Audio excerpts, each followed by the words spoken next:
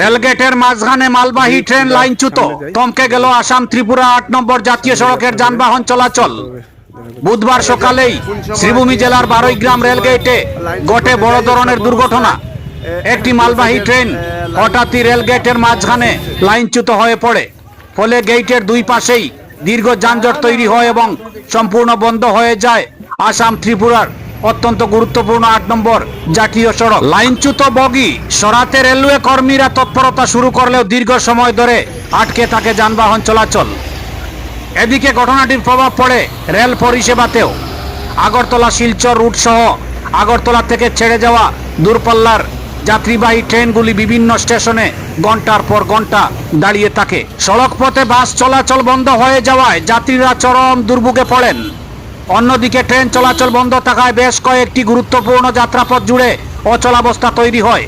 পরিস্থিতি স্বাভাবিক হতে দীর্ঘ সময় লাগে। ব্যুরো রিপোর্ট, আমার সোনার কালীগঞ্জ।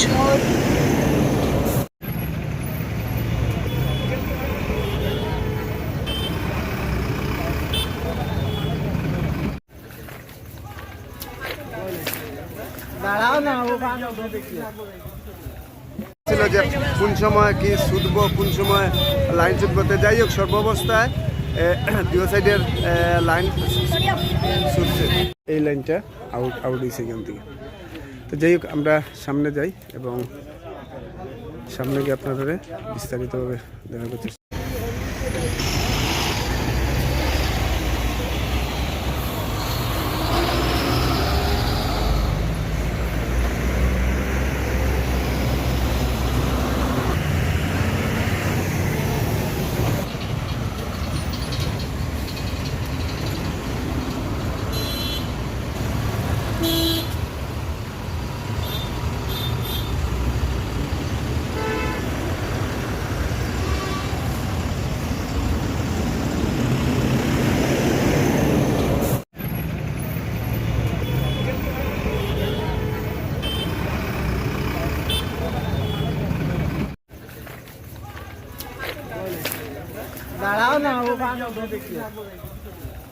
ছিল যে কোন সময় কি ছুটব, কোন সময় লাইন ছুটবতে, যাই হোক সর্বাবস্থায় দুই সাইডের লাইন ছুটছে।